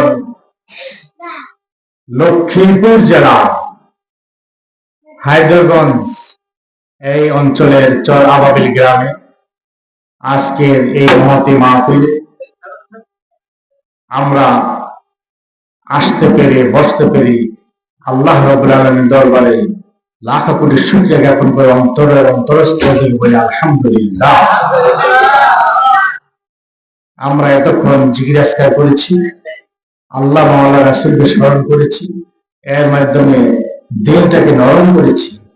এখন আশা করি যতটুকু বয়ান হবে, ওই বয়ানগুলো নসিহতপূর্ণ বয়ান হবে, ওই বয়ান যেন আমাদের দিলের মধ্যে আমরা গেঁথে নিতে পারি বলে আলহামদুলিল্লাহ। আল্লাহ পাক যেন এই বয়ান নিয়ে আমরা যেন আমাদের জীবনের সাথে মিলিয়ে আমরা যেন আমল করতে পারি, সেই তৌফিক সবাইকে দান করুন, সবাই আমিন। পর্দার আড়ালে অনেক মা বোনেরা আছেন, আপনারা খুব মনোযোগ সহকারে শুনেন। আমরা অনেক ওয়াজ নসিহত শুনি, মসজিদে, বিভিন্ন মাদ্রাসায়, মাহফিলে, বিভিন্ন জায়গায় অনেক ওয়াজ নসিহত হচ্ছে। এই নসিহত গুলি যদি আমরা শুনি, এক একটা যদি আমরা ধরে রাখতে পারি, একটা যে কোনো আমল যদি আমরা চালু করতে পারি, তাহলে আমার আপনার জীবন ধন্য। অনেকে শুনেন কিন্তু আমল করেন, আমলের নিয়ে তো বসেন না। অনুরোধ করছি আপনাদেরকে, আমি হাত জোর করে বলছি, সেই কুমিল্লা থেকে এসেছি, অনেক কষ্ট করে, মুসাফির মানুষ আমি, আপনাদেরকে আমি অনুরোধ করে যাচ্ছি, যা কিছু বলবো আল্লাহ পাক যেন আমাকে এবং আপনাদেরকে আমল করার তৌফিক দেন, সবাই বলে আমিন। আমরা সবাই আমল নিয়ে তো বলবো এবং সব ইনশাআল্লাহ রাজি আছি না? আল্লাহ পাক আমাদের সবাইকে কবুল করেন, সবাই বলে আমিন। বন্ধুগণ, পর্দার আলে মা বোনেরা, আমরা আল্লাহ রাব্বুল আলামিনের বান্দা বান্দি, এই দুনিয়া এসেছি আমাদের জন্য একজন মহামানব আল্লাহ পাক পাঠিয়ে দিয়েছেন। তার নাম কি? মুহাম্মদ রাসূলুল্লাহ সাল্লাল্লাহু আলাইহি ওয়াসাল্লাম। আল্লাহ নবী সাল্লাল্লাহু আলাইহি ওয়াসাল্লাম নাম মোবারক আসলে, জবান দিয়ে আসলে, কারো থেকে শুনলে আপনার অন্তত একবার হলে বলতে হবে যে সাল্লাল্লাহু আলাইহি ওয়াসাল্লাম, ওয়াজিব। বন্ধুগণ, তাহলে আল্লাহ নবী সাল্লাল্লাহু আলাইহি ওয়াসাল্লাম এমন নবী ছিলেন, যেই নবী আসলে যে নবী, আসলে যে তিনি রাসূল, তাকে সাক্ষ্য দিয়েছেন স্বয়ং পাথর, গাছ, মাটি, তরু লতা, পশু পাখি সবকিছু বলেন সুবহানাল্লাহ। কিন্তু দুর্ভাগা আবু জাহেল সে চিনতে পারেন, আবু লাহাব আপন লোক হয়ে চিনতে পারেন। আফসোসের বিষয়, পরিতাপের বিষয়। আমরা যদি নবীকে পাইতাম, পায়ে চুম্বন করতাম, আল্লাহ নবীর সামনে বসে থাকতাম সবসময়। আল্লাহ পাক যেন জীবনে একবার হলো আমাদের নবীকে একবার হলো জীবনে যেন আল্লাহ পাক দর্শন লাভ করায়, মোলাকাত করে দেন, দিদার লাভ করান। বলেন আলহামদুলিল্লাহ, আল্লাহুম্মা আমিন। বেশি বেশি আল্লাহ শুকরিয়া আদায় করেন, আল্লাহর কাছে বেশি বেশি চান, ইনশাআল্লাহ আল্লাহ দিবে। আমি বিভিন্ন ওয়াজ নসিহতে বলে থাকি, শেষে কিছু ছোট আমল জানা থেকে আমি বলে থাকি যে আমরা এই যে ছোট ছোট আমলের মাধ্যমে আল্লাহ নবী সাল্লাল্লাহু আলাইহি ওয়াসাল্লামকে পাইতে পারি। বলেন আলহামদুলিল্লাহ। যারা পরে আসতেছেন বসে পড়েন, বসে পড়েন, কেউ দাঁড়িয়ে থাকবেন না, বসেন। সামনে জায়গা আছে, সামনে অনেক খালি জায়গা আছে, এই জায়গাগুলি ফিল আপ করেন এবং যে পরে আসতেছে জায়গা করে দেন, আপনিও সওয়াব পাবেন। হ্যাঁ, সবাই আরো সামনে আছে। সাল্লাল্লাহু আলাইকা ইয়া নবী ইয়া রাসূলুল্লাহ, আমার কাছে আসেন। আলাইকা ইয়া নবী ইয়া রাসূলুল্লাহ, সাল্লাল্লাহু আলাইকা ইয়া নবী ইয়া রাসূলুল্লাহ, সাল্লাল্লাহু আলাইকা ইয়া নবী ইয়া রাসূলুল্লাহ, সাল্লাল্লাহু আলাইকা ইয়া নবী ইয়া রাসূলুল্লাহ, সাল্লাল্লাহু আলাইকা ইয়া নবী ইয়া রাসূলুল্লাহ, লা ইলাহা ইল্লাল্লাহ মুহাম্মাদুর রাসূলুল্লাহ সাল্লাল্লাহু আলাইহি ওয়াসাল্লাম। সবাই বলেন আলহামদুলিল্লাহ। অনেক লোক হয়েছে, আরো হবে ইনশাআল্লাহ। আমরা খুব গুরুত্ব সহকারে আলোচনা শুনবো, ছোট বাচ্চাদেরকে আপনাদের নিয়ন্ত্রণ রাখবেন। সম্মানিত উপস্থিতি, পর্দার আলে মা বোনেরা, আমরা যারা যে কোনো আমল করতেছি, প্রত্যেকটা আমল কবুল হওয়ার জন্য করি নাকি লোক দেখানোর জন্য? কবুল হওয়ার জন্য। এই যে আজকে মাহফিলে এসেছি, আল্লাহ পাক যেন আমাদেরকে এই বসা, আমাদের প্রত্যেকটা যে সময় যে আমরা অতিবাহিত করতেছি, এই সময়টুকু যেন কবুল করে নেন। এই উদ্দেশ্যে তো বসা নাকি? আমরা অনেকে খরচ করেছি, দান সুদা করেছি মাহফিলের জন্য, সবকিছু কবুল হওয়ার উদ্দেশ্যে। আল্লাহ পাক যেন কবুল করেন।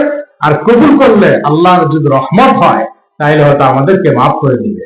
এই উদ্দেশ্যে বসে, এই উদ্দেশ্যে আয়োজন, এই উদ্দেশ্যে সমস্ত আমল। তাহলে এই সমস্ত আমলগুলি কবুল হয় কোন সময়? যখন নাকি আমার আপনার দিল ঠিক থাকে, ইখলাস ঠিক থাকে, নিয়ত ঠিক থাকে। লোক দেখানো যদি না হয়, আমরা আরেকজনকে দেখানোর জন্য, আরেকজনকে খুশি করার জন্য বসেছি, আরেকজন খুশি করার জন্য নামাজ পড়ি, রোজা রাখি, এমন যেন না হয়। যদি কাউকে খুশি করবার জন্য হয় তাহলে শিরিক হবে, রিয়া, শিরিক। আরেকজনকে কিছু দেখানোর জন্য যদি কিছু করে থাকেন, ভালো কাজ করে থাকেন, যদি লোক দেখানো হয়, লোককে খুশি করবার জন্য হয়, আল্লাহর কোন উদ্দেশ্য না থাকে, তাহলে আপনি শিরিক করলেন। সাবধান। সবাইকে অনুরোধ করছি, আপনারা যা কিছু করবেন, আমরা যা কিছু করবো, ইখলাসের সহিত আল্লাহকে রাজি খুশি করবার জন্য, নবীকে খুশি করবার জন্য করবো, ইনশাআল্লাহ। রাজি আছে না? আমরা সবাই খুব খেয়াল করে শুনি, তাহলে আমরা প্রত্যেকেই আমল করব আল্লাহকে খুশি করবার জন্য। আর আল্লাহ রাব্বুল আলামিনকে যদি খুশি করতে চাই, আমাদের নিয়ত ইখলাস ঠিক করতে হবে। আমাদের নিয়ত ইখলাস যদি সব সময় ঠিক রাখতে চাই, সব সময় শয়তান ওয়াসওয়াসা থেকে বিরত রেখে যদি আমাদেরকে ঠিক রাখতে চাই, তাহলে আমাদের এই কলবে কিন্তু একটা জিনিস বসে আছে, আমাদের চিরশত্রু কে? শয়তান। শয়তান বসে আছে। এই শয়তানকে দূরীভূত করতে হবে। কারণ শয়তান কোথায় বসে? নাপাক জায়গায়। যেখানে নাপাক, অপবিত্র, সে অপবিত্র জায়গায় শয়তান থাকে, জিনভূত থাকে অপবিত্র জায়গায়, বদ জিনগুলি সেখানে বিচরণ করে। এই জন্যই নিজের কলমের মধ্যে শয়তান যে আছে, শয়তানকে দূর করার জন্য আল্লাহ রাব্বুল আলামিন ব্যবস্থা দিয়ে দিয়েছেন, মেডিসিন দিয়ে দিয়েছেন। বলেন সুবহানাল্লাহ। শয়তান প্রত্যেকের সাথে অবশ্যই আছে, কলমের মধ্যে গাপটি মেরে বসে আছে। আর শয়তান জাসিমুন আলা কলবে বানি আদম, ইযা যাকারা খারাসা ওয়া ইযা গাফালা ওয়াসওয়াসা। আল্লাহ নবী সাল্লাল্লাহু আলাইহি ওয়াসাল্লাম জানিয়ে দিয়েছেন, শয়তান প্রত্যেকের কলমের মধ্যে ঘাপটি মেরে বসে আছে, ঘাপটি মেরে বসে আছে। ইযা খারাসা ইযা যাকারা খারাসা, যখন নাকি আল্লাহ তাআলার জিকির করা হয়, তাসবিহ করা হয়, দুরূদ শরীফ পড়া হয়, আল্লাহ ওয়া রাসূলকে স্মরণ করা হয়, তখন ওই শয়তান দুর্বৃত্ত হয়ে যায়। আর যখন জিকির থেকে গাফেল হয়ে যায়, মানুষ বিরত হয়ে যায়, তখন শয়তান আবার গাপটি মেরে বসে যায়। ওই শয়তানকে কলবের মধ্যে থেকে দূর করার মেডিসিন হলো জিকির, জিকরুল্লাহ, আল্লাহ রাব্বুল আলামিনের জিকির। জিকিরের মাধ্যমে কলব থেকে শয়তানকে দূরীভূত করা যায়। এই জন্য আল্লাহ নবী সাল্লাল্লাহু আলাইহি সাল্লাম তিনি ইরশাদ করেন, তিনি বলেন, লিকুল্লি শাইইন সাকারা সাকারাতুল কুলুবি যিকরুল্লাহ। প্রত্যেকটা বস্তু পরিষ্কার পরিচ্ছন্ন করার মাধ্যম আছে। যেমন দাঁত ব্রাশ করার ব্রাশ আছে, শরীর পরিষ্কার করে আমরা সাবান ছড়াই, কাপড় চোপড় ধুয়ে আমরা পাউডার দিই, ডিটারজেন্ট পাউডার দিয়ে কাপড় চোপড়। আপনি ডিটারজেন্ট পাউডার দিয়ে কিন্তু দাঁত ব্রাশ করেন না, আপনি সাবান দিয়ে কিন্তু আপনি দা বডি ধোন না, পরিষ্কার করেন না। দা বডি যদি মরিচা পড়ে, তাহলে দোকানে নিয়ে আগুনের জ্বালাইয়া তারপরে সেটা পরিষ্কার করতে হয়, দা দিতে হয়। ঘর পরিষ্কার করবেন, ঝাড়ু ব্যবহার করেন, আপনি দাঁত ব্রাশ দিয়ে কিন্তু ঘর দুয়ার পরিষ্কার করেন না। তাহলে এক একটা পরিষ্কারের এক একটা হাতিয়ার আছে। ঠিক তো আমার আপনার নয়টাও দেখা কলম, এই কলম আল্লাহ রাব্বুল আলামিন আমার আপনার প্রত্যেকের বাম স্তনের 2 আঙ্গুল নিচে ফিট করে দিয়েছেন। এই কলমকে যদি পরিষ্কার পরিচ্ছন্ন রাখতে চাই, তাহলে আমাদেরকে অবশ্যই মেডিসিন নিতে হবে। নিতে হবে কি? মেডিসিন নিতে হবে। কি মেডিসিন, কি দ্বারা আপনি কলমকে পরিষ্কার করতে পারবেন? আগে এসে কলব পরিষ্কার করতে হবে কিনা। যদি নাকি আপনি এই কলব নিয়ে জিন্দেগি চালিয়ে যান, তাহলে আপনি বিফলে যাবেন, আপনি বিফলে যাবেন। চক্ষু বন্ধ হলেই কবরে জিন্দেগিতে যখন চলে যাবেন, তখন বুঝতে পারবেন যে আপনি কি করেছেন দুনিয়ায় প্রত্যেকটা মুহূর্তের জন্য। ওই সময় আপনি আফসোস করতে থাকবেন কবরে শুয়ে শুয়ে। কোনো লাভ নেই।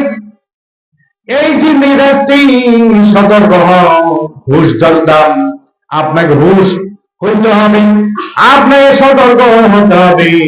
এখনই আপনি ঠিক হয়ে যান, কলমকে ঠিক করেন। এই কলমকে ঠিক করবার জন্য আমি 3টা মেডিসিন আজকে আপনাদেরকে দিয়ে যাব। 3টা মাত্র মেডিসিন। আল্লাহ নবী সাল্লাল্লাহু আলাইহি সাল্লামের বাণী এবং কোরআনের বাণী সহ মিলিয়ে আমি 3টা মেডিসিন আপনাদেরকে দিয়ে যাব। এই 3টা মেডিসিন যদি আপনারা সেবন করতে পারেন, আমার আপনার প্রত্যেকের কলবকে পরিষ্কার এবং পবিত্র রাখতে পারেন। কলব পবিত্র রাখতে হবে। যদি আপনি পবিত্র না রাখেন, তাহলে আল্লাহকে জানিয়ে দেবেন কিভাবে? এই 3টা মেডিসিন জানার আগে আমি আপনি প্রত্যেকেই আগে জানি আমরা এই যে জগতে আছি, এই জগতের মধ্যে কয়টা কেবলা আছে, কয়টা কাবা আছে, খবর আছে কি? মক্কা মুকাররমায় কালো গেলার দ্বারা যেটা ঢাকা, এটা অনেকে মনে করে কাবা আর কাবা। কিন্তু মনে রাখবেন, মানুষের এই জীবনে চলতে ফিরতে উঠতে বসতে এই দুনিয়াবী জিন্দেগির জন্য আল্লাহ রাব্বুল আলামিন একটা দুইটা না 5টা কাবা রেখেছেন। বলুন সুবহানাল্লাহ। 5খানা কাবা আছে, 5টা কিবলা আছে। 1 নম্বর কিবলা আরশ আজিম, যেখানে আল্লাহ রাব্বুল আলামিন আরশ আজিমে আছেন। আমরা বলি আল্লাহ তাআলা আরশ আজিমে তিনি সমাসীনে আছেন কুরসি। লা মাকামে আল্লাহ রাব্বুল আলামিন আছেন। আল্লাহ রাব্বুল আলামিন যে লা মাকামে আরশ আজিমে আছেন, ওইটা হচ্ছে প্রথম কিবলা। আর ওই প্রথম কিবলা কোন সময় আমরা ব্যবহার করি, কোন সময় আমরা স্মরণ করি? নামাজে কিন্তু আমরা আরশ আজিমের দিকে ফিরে নামাজ আদায় করি না। আমরা নামাজ পড়ার সময় যখন নাকি দাঁড়াই, তখন মক্কা মুকাররমার দিকে যে কাবা আছে, ওই কাবার দিকে দাঁড়িয়ে আমরা নামাজ আদায় করি। আমাদের মুখমণ্ডল কিবলার দিকে মুখ করে আমরা দাঁড়াই, সেটা হচ্ছে বাইতুল্লাহ, মক্কা মুকাররমার কেন্দ্রস্থলে অবস্থিত। কিন্তু আল্লাহ রাব্বুল আলামিন আরশ আজিমে আছেন লা মাকামে, সেই লা মাকামে কাবা, সেই কিবলা। সেই কিবলাটা কোন সময় ব্যবহার করি? সেই কিবলাটা আমরা মুনাজাতের সময় ব্যবহার করি। সুবহানাল্লাহ। কোথাও নাই পশ্চিম দিকে ফিরে, বাইতুল্লাহর দিকে ফিরে, মক্কা মুকাররমার দিকে ফিরে মুনাজাত করতে হবে, এমন কোথাও কোনো প্রমাণ নেই। কিন্তু মুনাজাতের কিবলা উপরের দিকে, যার কারণে আমরা হাত মুনাজাত এইভাবে হাত পাতিয়া মুনাজাতের মধ্যে এইভাবে আমরা উপরের দিকে হাত পেতে মুনাজাত করি। যদি কেউ এইভাবে মুনাজাত করেন, তার মুনাজাত হয় না। যদি কেউ এইভাবে মুনাজাত করেন, তার মুনাজাত হয় না। যদি কেউ এইভাবে মুনাজাত করেন, মুনাজাত পরিপূর্ণ হয় না। আপনাকে আমাকে প্রত্যেককে মুনাজাত করতে হবে।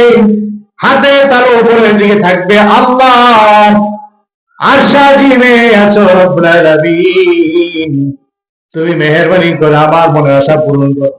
আমি যত ইবাদত বন্দেগী করেছি, সমস্ত ইবাদত বন্দেগী তুমি কবুল মঞ্জুর করে নাও। বলেন আমিন।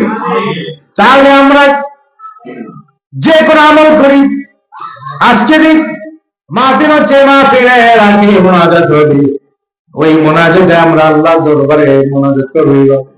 তাহলে মুনাজাত করতে গিয়ে আমরা উপরের দিকে হাত দিই, মানে আল্লাহ আরশ আজিম আছেন, সে আল্লাহ রাব্বুল আলামিনের কাছে আমরা চাই। তাহলে দেখা যায় মুনাজাতের কিবলা হচ্ছে আরশ আজিম উপরে লা মাকাম। 2 নাম্বার কিবলা, ওই কিবলা হচ্ছে সপ্ত আকাশের উপরে বাইতুল মামুর আছে। বাইতুল মামুর সপ্ত আকাশের উপরে আছে। ওই সপ্ত আকাশে বাইতুল মামুরের বরাবর কিন্তু আরশাজিম, আরশাজিমের বরাবর কিন্তু বাইতুল মামুর। ওই বাইতুল মামুর সাদা মরমর পাথর দ্বারা তৈরি। ওই বাইতুল মামুর সেটা হচ্ছে সমস্ত কুল কায়নাতে যত ফেরেশতা আছে, ওই ফেরেশতা কুলের কেবলা বাইতুল মামুর। সুবহানাল্লাহ। আমরা ওই কেবলা অনুসরণ করে, কিন্তু আমরা জানি, আমরা শিখলাম, জানলাম, যারা জানি না জানলাম, শিখলাম যে আরেকটা কেবলা আছে, আরেকটা কাবা আছে, সেটা সপ্ত আকাশের উপরে বাইতুল মামুর নামে কেবলা। ফেরেশতারা 24 ঘন্টা সেখানে তওয়াফ করতে যান। সুবহানাল্লাহ। কোটি কোটি ফেরেশতা 24 ঘন্টা তওয়াফ করতেছে। একদিন যদি কোনো ফেরেশতা তওয়াফ করতে আসে, কিয়ামত পর্যন্ত তারা আর তওয়াফ করার চান্স পায় না। আবার নতুন ফেরেশতা আসে। এবারে 70,000 ফেরেশতারা প্রতিদিন বাইতুল মামুর তওয়াফ করতেছে, আর আল্লাহ এবং নবী রাসূলদেরকে স্মরণ করতেছে। সুবহানাল্লাহ। ওই ফেরেশতাগুলো এত কোটি কোটি অসংখ্য ফেরেশতাকে আল্লাহ তাআলা সৃষ্টি করে রেখেছে। আমার আপনার প্রত্যেকের সাথে আল্লাহ তাআলা ফেরেশতা দিয়েছে। কেন দেন নাই? কেন বোঝেন না? কেউ কেউ বলবেন, হুজুর কেমনে বুঝবো? ফেরেশতা আল্লাহ তাআলা দিয়েছেন, কেন দিবেন না? আল্লাহ রাব্বুল আলামিন আমাদেরকে দুনিয়ায় থাকতে জান্নাতে বানায় নিতে চায়, আমাদের উপর রহমত দিতে চায়, আমাদেরকে রহমাতুল লিল আলামিন নবী দিয়ে দিয়েছেন উপহার। ওই নবীর উসিলা আল্লাহ রাব্বুল আলামিন অনেক আযাব গজব থেকে আমাদেরকে আর ফেরেশতাদের মাধ্যমে যে ফেরেশতা ফিট করে দিয়েছেন, প্রত্যেকের সাথে ফেরেশতা জয় ফেরেশতাদের মাধ্যমে আযাব গজব থেকে আল্লাহ রাব্বুল আলামিন আমাদেরকে বাঁচাচ্ছেন। ফজর নামাজ পড়েন নাই, যোহর পড়েন নাই, আসর পড়েন নাই, মাগরিব পড়েন নাই, এশা পড়েন নাই, আবার এখনো মাহফিলে বসে নিয়াত করে আছেন, তারপরে আল্লাহ ফজর আবার আগে নিয়াত পড়ব। কিন্তু আল্লাহ রাব্বুল আলামিন গজব পাঠিয়ে দেন, ওই বান্দা বান্দির উপর গজব পাঠিয়ে দেন। কিন্তু এমন ফেরেশতা আল্লাহ রাব্বুল আলামিন নবীর উসিলায় ফিট করে দিয়েছে উম্মত মুহাম্মাদের জন্য। এই ফেরেশতা গজব আসার আগে আল্লাহ রাব্বুল আলামিনের কাছে দোয়া করে এবং ওই গজবকে ফিরিয়ে দেয় সাথে সাথে। সুবহানাল্লাহ। আল্লাহ ডেকে বলেন, কেন ফেরেশতা তুমি এমন করতেছো? এই জন্য যে আল্লাহ তোমার এই বান্দা বান্দি আজকে সারা দিন গেল নামাজ আদায় করে নাই, হতে পারে আগামীকাল থেকে, আগামীকাল তো জুমার দিন, ওই জুমার দিন থেকে তারা নামাজ শুরু করবে, ইবাদত বন্দেগী শুরু করে দিবে, তওবা করবে। আল্লাহ তুমি তাকে মাফ করে দাও, গজব থেকে তুমি বাঁচায় রাখো। সুবহানাল্লাহ। এইভাবে 24 ঘন্টা আমরা আল্লাহ রাব্বুল আলামিনের গজব থেকে আমরা বাঁচতেছি নবীর উসিলায়। আল্লাহ তাআলা মায়া করে, দয়া করে ওই ফেরেশতাদেরকে এত পাওয়ার দিয়ে দিয়েছেন। সুবহানাল্লাহ। বন্ধুগণ, এই যে রজব মাস, মেরাজের মাস, এই মেরাজে গিয়ে আল্লাহ নবী সাল্লাল্লাহু আলাইহি সাল্লাম তিনি দেখেছেন অসংখ্য ফেরেশতা, কোটি কোটি ফেরেশতা নামাজরত অবস্থায়, কিয়ামরত অবস্থায় আছে। কোটি কোটি ফেরেশতা রুকু অবস্থা আছে, আরেক জায়গায় কোটি কোটি ফেরেশতা সিজদারত অবস্থা আছে। নামাজ তারা এত সময় নিয়ে পড়তেছে। জিবরাইল আলাইহিস সালামকে জিজ্ঞাসা করা হলো, জিবরাইল তারা কতদিন এইভাবে রুকু অবস্থায়, সিজদা অবস্থায় থাকবে, কিয়ামত অবস্থায় থাকবে? জিবরাইল আলাইহিস সালাম বললেন, ইয়া রাসূলুল্লাহ, ইয়া হাবিবাল্লাহ, যতদিন পর্যন্ত কিয়ামত না হবে ততদিন পর্যন্ত তারা এইভাবে থাকবে। সুবহানাল্লাহ। তাহলে আমি আর আপনি সলিমুদ্দিনের কলিমুদ্দিন যদি নাকি 5 ওয়াক্ত কেন সারা জীবন 60 বছরের জীবন, 70 বছর, 100 বছর ধরলাম, 100 বছর বাঁচবেন, আপনি নামাজ আদায় করলেন না, কোন আসে যায় না আল্লাহ তাআলার, কিচ্ছু হবে না। আল্লাহ রাব্বুল আলামিনের কোনো লাভ নেই। আপনি যদি সারা জিন্দেগি ভর আমল করেন, আল্লাহর কোনো লাভ নাই। আপনি যদি সারা জিন্দেগি ভর নাফরমানি করেন, আল্লাহর বিন্দু মাত্র কোনো ক্ষতি নাই। আমল করবো আমার জন্য, নিজের জন্য আমল করবো, নিজের উপকারের জন্য, নিজের লাভের জন্য। তাহলে যদি নাকি আমি আর নামাজ না পড়ি, এমন কোটি কোটি ফেরেশতা আছে, তারা লক্ষ লক্ষ কোটি কোটি বছর, অগণিত বছর, অর্থাৎ কিয়ামত পর্যন্ত তারা নামাজরত অবস্থা আছে। বলেন সুবহানাল্লাহ। আমি আপনি নামাজ না পড়ি কি হচ্ছে? রোজা রাখলে কি হবে? কোটি কোটি ফেরেশতা আল্লাহ রাব্বুল আলামিন তৈরি করে রেখেছেন, যে ফেরেশতাদের কোনো খাইতে হয় না, তারা সব সময় রোজাদার হবেন। সুবহানাল্লাহ। সব সময় রোজাদার। তাহলে আমি আপনি রমজান আসলে সামনে, রোজা না রাখলে কি হবে? আল্লাহ কোনো কিছু আসে যায়? আমার ক্ষতি, আপনার ক্ষতি, আমাদের নিজেদের ক্ষতি। বলতেছিলাম কেবলা পাঁচটি।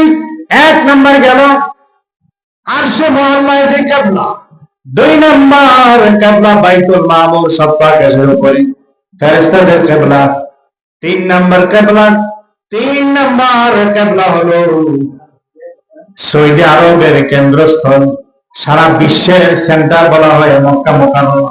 ওই মক্কা শরীফে যে কাবা শরীফ আছে, ওই কাবা শরীফ হচ্ছে তিন নম্বরের কেবলা। সুবহানাল্লাহ। ওই তিন নম্বর কেবলা এমন জায়গায় অবস্থিত, ওই কেবলা বরাবর বাইতুল্লাহ বরাবর কালো গিলাফ দ্বারা বেষ্টিত মক্কা মুকাররমা, সেই কেবলা বরাবর বাইতুল মামুর সপ্ত আকাশের কেবলা। আবার সপ্ত আকাশে যে বাইতুল মামুর নামক কেবলা আছে, ওই কেবলা বরাবর আরশ আজিম কেবলা। বলেন আলহামদুলিল্লাহ।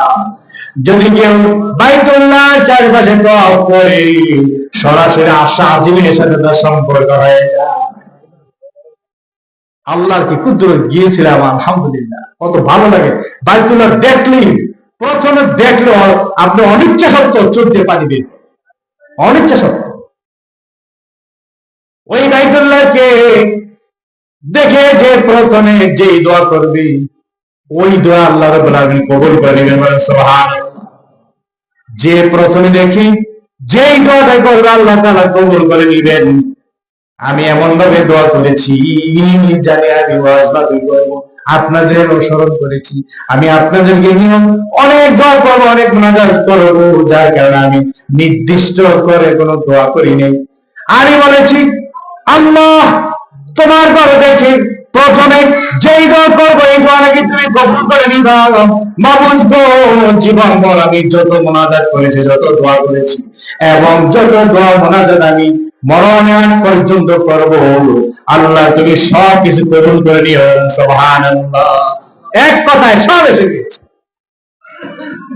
বন্ধুগণ, পর্দার মা বলেন, এই বাইতুল্লাহ এমন এক ঘর আল্লাহ রাব্বুল আলামিন তৈরি করে দিয়েছেন, কালো গিলাফ দ্বারা বেষ্টিত কালো ঘর। আপনি চারপাশে যখন ঘুরবেন, চারপাশে ঘুরলে সমস্ত গুনাহ খাতাগুলি চষে চষে বাইতুল্লাহ গ্রহণ করে নেবে। সুবহানাল্লাহ। এই জন্য কি এগুলো বলেন বাইতুল্লাহর গিলাফ কালো কেন? এই জন্য কালো, মানুষের গুনাহ খাতাগুলি সব কিছু চষে নেয় বাইতুল্লাহ। আল্লাহু আকবার। এই বাইতুল্লাহ শরীফ তওয়াফ করে করে ওই বাইতুল্লাহ চারপাশে 7 বার করে তওয়াফ করলে, তাহলে এক তওয়াফ হলো, এই 7 বার যে ব্যক্তি তওয়াফ করবে, তার জিন্দেগির গুনাহ আল্লাহ মাফ করে দেন। সুবহানাল্লাহ। ফরজ নামাজ আদায় করে আর কোনো দেরি নয়, কোনো সুন্নত নফল নাই, কারণ বাইতুল্লাহ একমাত্র সবচেয়ে উত্তম ইবাদত হচ্ছে তওয়াফ করা। যে তওয়াফ করবে ততই সব। যার কারণে ফরজ নামাজগুলির সময় শুধু তওয়াফ থাকে, নামাজের সালাম ফেরানোর সাথে সাথে তওয়াফ শুরু হয়ে যায়। বাইতুল্লাহ যারা যাবেন, আল্লাহ পাক যেন সবাইকে নেয়। বলেন আলহামদুলিল্লাহ। আল্লাহ পাক যেন সবাইকে কবুল করে। জীবনে একবার হলো যাওয়া দরকার, না গেলে বুঝবেন না ইসলাম না কত সুন্দর, কত দামি, কত দামি আমরা মুসলিম, কত দামি একটা ধর্ম ইসলাম। ওখানে না গেলে বোঝা যায় না, মদিনা না গেলে বোঝা যায় না, মক্কা না গেলে বোঝা যায় না। তাহলে এই বাইতুল্লাহ আল্লাহর ঘর, কাবা শরীফ মক্কা মুকাররমা যে অবস্থিত, এটা হচ্ছে 3 নাম্বার কাবা। বলেন আলহামদুলিল্লাহ। এটা কাদের? বনি আদমের কাবা। ওপরে ফেরেশতাদের কাবা, আর এটা বনি আদমের কাবা। এই কেবলা দিকে ফিরে আমরা নামাজ আদায় করি, এটা হচ্ছে শরীয়তের কেবলা। এবার আসেন তরিকতের কেবলা। আরেকটা যে কেবলা আছে, 4 নাম্বার কেবলা প্রত্যেকের সাথে আছে, বলেন আলহামদুলিল্লাহ। প্রত্যেকের বাম স্তরের 2 আঙ্গুল নিচে যে লতিফায় কলব আছে, ওই কলব হচ্ছে আমাদের এই দেহের রাজধানী। ওই কলবটা হচ্ছে কেন্দ্রস্থলে অবস্থিত। ওই কলব আমার আপনার প্রত্যেকের দিল কাবা, ওইটা কেবলা। ওই কেবলা হচ্ছে আসল কেবলা। প্রত্যেকের সাথে যে কেবলা আছে ওইটা হচ্ছে আসল কেবলা। দিল কাবা, দিল কাবার দিকে খেয়াল করে আমি আপনি প্রত্যেকে একটা আমল করতে হয়। অনেকে জানে না, জিকির করে, জিকির করে, কিন্তু জিকিরের যে কেবলা, ওই কেবলা আমাদের জানা আছে। জিকির, নামাজ, রোজা, হজ, যাকাত সব কিছু কেবলা হচ্ছে এই যে আমাদের দিল কাবা আছে, এই দিল কাবা। দিল কাবা খেয়াল না করে যদি আপনি নামাজ আদায় করেন, হুজুরি কলব হবে না। হুজুরি কলব ছাড়া আপনার নামাজ কবুল হবে না। হুজুরি কলবে যদি নামাজ আদায় করতে চান, তাহলে দিল কাবা এবং বাইতুল্লাহ মক্কা মুকাররমার দিকে আপনার চেহারা থাকবে, যে শরীয়তের কাবা। আর দিলের মধ্যে যে কাবলা আছে, কেবলা আছে, আমার আপনার প্রত্যেকের যে কলবটা রয়েছে, ওই কলবের দিকে খেয়াল করে যদি নামাজ আদায় করি, তাহলে ওইটা হবে আসলে তরিকতে নামাজ। ওই নামাজ আল্লাহ রাব্বুল আলামিন কবুল করলেন, বলেন সুবহানাল্লাহ। নামাজে আপনার দোকানপাট, রাস্তাঘাট, বাজারঘাট ইত্যাদি কথা মনে পড়ে যায়, স্ত্রী পরিবারের কথা মনে পড়ে যায়, বিভিন্ন হিসাব নিকাশের কথা মনে পড়ে যায়। কিন্তু আমি আজকে বলে গেলাম, যদি আপনি নামাজের মধ্যে যদি ইখলাসের সহিত দাঁড়ান, কেবলামুখী হয়ে মক্কা মুকাররমার দিকে মুখ করে, পশ্চিম দিকে আমাদের কেবলা, ওদিকে এমন করে আপনি দাঁড়াবেন, শরীয়তের কেবলা অনুসরণ করলেন। আর নামাজের ভিতর যখন তাকবীরে তাহরিমা বলে ঢুকে যাবেন, ঢুকে যাওয়ার পরে আপনি তখন দিল কাবা, ওই কলমের দিকে খেয়াল করে আপনি যদি নামাজ আদায় করতে পারেন, হুজুরি কলমে যদি আপনি নামাজ আদায় করতে পারেন, আপনার কোন দিকেই মন যাবে না, মনোযোগ নামাজের ভিতরে থাকবে। দিল কাবা খেয়াল করে হজ করবেন, যাকাত দিবেন, রোজা রাখবেন, সব কিছু করবেন, কিন্তু এই দিল কাবা, এই দিল কাবা, এই দিল কাবা হচ্ছে আসল কেবলা। এটার ব্যাপারে আমি আসতেছি। কেবলা কয়টা পাইলাম? 4টা। আরশে মুআল্লাক, বাইতুল মামুর, বাইতুল্লাহ, এরপর দিল কাবা। প্রত্যেক ব্যক্তির সাথে 5 নাম্বার কেবলা। 5 নাম্বার কেবলা কি? 5 নাম্বার কেবলা হচ্ছে প্রত্যেকের মসজিদ, প্রত্যেকের গুরু, যার যার মসজিদ তার কেবলা। এটা কিভাবে কিভাবে কেবলা ব্যবহার করবেন, আমল করবেন? আপনার আমার প্রত্যেকের মসজিদের কিভাবে কেবলা বানাবেন? আমি আপনি যখনই জিকির করব, জিকিরের মধ্যে মশগুল থাকবো, দুটো চক্ষু বন্ধ করে দিন। চক্ষু বন্ধ করে মুরাকাবা মুশাহাদার শুরুতে আমি আপনি যদি ধ্যান খেয়াল করে জিকির করি, ওই জিকিরের সময় আমার আপনার প্রত্যেকের মুর্শিদের চেহারা মোবারক সামনে কল্পনায় নিয়ে আসতে হবে। সামনে কল্পনা নিয়ে আসবেন, কল্পনায় তারপর জিকির করবেন, দেখবেন আপনার কোনো দিকে মন যাবে না। যখন আপনি জিকির করবেন, জিকিরের মধ্যে মসজিদের চেহারা মোবারক সামনে রাখবেন। আমি অনুরোধ করবো, আজকে কোন বাড়িতে ছবি রাখা দরকার নাই, ছবি রাখা দরকার নাই। মসজিদের ছবি রাখবেন আপনার দিলের মধ্যে, আপনার দিলের মধ্যে মসজিদের ছবি রেখে তারপর আপনি চলেন, আপনি সব কিছু থেকে নিরাপদ থাকবেন, বলেন সুবহানাল্লাহ। মসজিদের চেহারা মোবারক সামনে এনে তারপর জিকির করেন। যদি নাকি আপনি জিকির করতে পারেন, এই জিকির আল্লাহ রাব্বুল আলামিন কবুল করে নেন, বলেন সুবহানাল্লাহ। সুবহানাল্লাহ, আলহামদুলিল্লাহ, ইন্নাল্লাহ, সুবহানাল্লাহ, আলহামদুলিল্লাহ, লা ইলাহা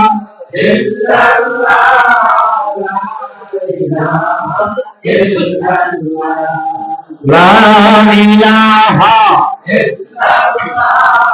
লা ইলাহা ইল্লাল্লাহ সুবহানাল্লাহ আলহামদুলিল্লাহ ইল্লাল্লাহ সুবহানাল্লাহ আলহামদুলিল্লাহ লা মাবুদা ইল্লাল্লাহ লা মাকসুদা ইল্লাল্লাহ লা মাবুদা ইল্লাল্লাহ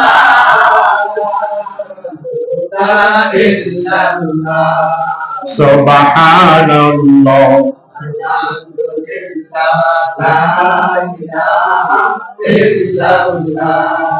সুবহানাল্লাহ আলহামদুলিল্লাহ লা ইলাহা ইল্লাল্লাহ মুহাম্মাদুর রাসূলুল্লাহ সাল্লাল্লাহু আলাইহি ওয়াসাল্লাম। সম্মানিত বন্ধুগণ, তাহলে বলছিলাম আমার আপনার মধ্যে যে দিল কাবা আছে, এই দিল কাবায় আল্লাহ রব্বুল আলামিন বিরাজ করেন, আসন পেতে নেন। সবার না কিন্তু শয়তান যেহেতু নাপাক, পাপিষ্ঠ শয়তান, মরদুদ শয়তান, ওই শয়তান নাপাকি জায়গায় থাকে। যার দিল কাবা, এই কলব যার অপবিত্র, কলব যার গুনাহ খাতায় জর্জরিত, ওই কলব নাপাক হয়ে আছে, ওই নাপাক জায়গায় শয়তান ছাড়া কেউ জায়গা নেয় না। ওই নাপাক জায়গায় যতদিন পর্যন্ত পবিত্র না করবেন, ততদিন পর্যন্ত আল্লাহ তাআলা ওই কলবে জায়গা নেবেন। কুলুবুল মুমিনিনা সুন্নাহ বলা হয়েছে, মুমিনদের কলব আল্লাহর আরশ। মুমিন হতে হবে আর মুমিন ব্যক্তি, যে ব্যক্তি নাকি নিজে সব সময় পবিত্র থাকে, সব সময় পবিত্র। জাহিরি পবিত্র, বাতিনি পবিত্র, দুইটাই দরকার। আপনি যখন নাকি কাপড় চোপড় ইত্যাদি নাপাক হয়ে যায়, আপনি যৌথ করবেন, তাহলে যে জাহিরি পবিত্রতা, আপনার গোসল ফরজ হয়ে গেছে, গোসল করলেন জাহিরি পবিত্রতা, আপনি ওযু করলেন জাহিরি পবিত্রতা, কিন্তু আপনি বাতিনি যে পবিত্রতা আছে, ভিতরের পবিত্রতা, ওই ভিতরের পবিত্রতা অর্জন না করা পর্যন্ত আপনার আমার কলব পরিষ্কার হবে না। কলব পরিষ্কার করতে হলে, পবিত্র করতে হলে অবশ্যই এক নাম্বার মেডিসিন নিতে হবে। এক নাম্বার মেডিসিন হচ্ছে সবসময় আল্লাহ রাব্বুল আলামিনের জিকির করা। জিকির লা ইলাহা ইল্লাল্লাহ, আফজাল জিকির লা ইলাহা ইল্লাল্লাহ।